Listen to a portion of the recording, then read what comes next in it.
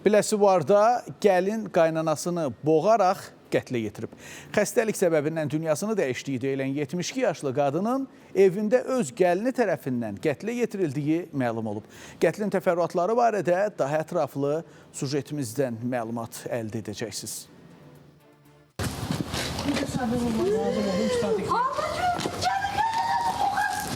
Hadisə rayonun İsmətli kəndində baş verib. Kənd sakini 72 yaşlı Almaz Cəfərovanın ölümündən təxminən 40 gün sonra evdə quraşdırılan təhlükəsizlik kamerasının görüntülərinə baxılıb.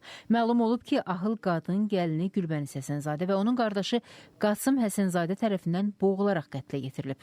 Kameranın görüntüsü ilə bilinib, gəlinin qardaşı onu boğublar. Yurcuxanada mamamda izlər gördüm. Boynun arxasında gördüm. Burasını, ayağın dizini qoyub, buranı sıxmışdı da, əlini, qolunu bağlamış. Ölümdən sonra məndə şübhə olduğuna görə dedim, açaq baxaq nədir. Birinci açdıq, heç nə görmədim. Amma 40 günü gördük, hər şeyi gördük. Hadisə ilə bağlı hüquq mühafizə orqanlarına məlumat verilib. Qətli törətməkdə şübhəli bilinən şəxslər polis əməkdaşları tərəfindən saxlanılıb. Dərmanzad atıb eləyirdi. Sonra infarkt təzyiqi zadı olurdu, eləyirdi. Dedi, yəqin təzyiq olub, infarkt vurub, eləyib. Biz bu cürlə. Bu dərəcədə mən görməzdim ki, yəni bu hadisəni eləyərlər də. Adamın ağlına gəlməzdi. İnsandır da, nə bilsin, öz qohumudur. Nə bilər ki, bu cürlə bu gəlib eləyəcək bunu.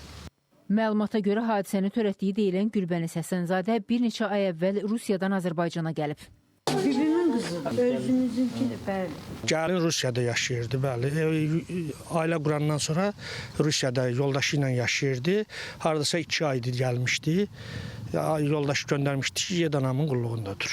Gəlin də ki, dost doğmaca mərhumun yoldaşının bacısı qızıdır. Evə girilib, kameraya düşüb. Arvad hissəd, evdə tək yaşayırdı. Arada qızı gəlirdi, nəvələri gəlirdi. Burada oturub söhbət eləyirdik. Hissəd, evdə ev işləri ilə, zadı ilə, bax bu işlərlə məşğul olurdu. Hadisənin törədilməsi səbəblərinə gəlincə, mərhumun qızı qətlin tamah məqsədi ilə törədildiyini deyir. Mamamın qızıllarını uğurlayıb, mamamın kaşlokundan pullarını uğurlayıb, mamam da əvvəl pulları uğurlayıb, mamama yavaş, sonradan da gördü ki, küllü miqdarda olan pulu götürüb. Mənə demişdi, mən deyirdim ki, ay mama yola ver, geçsin, eybi yox. Sonra da ki, belə hadisə baş verəndən sonra məndə şübhə var idi də buna qarşı. Bu olandan sonra dedi, üzrü yola verib.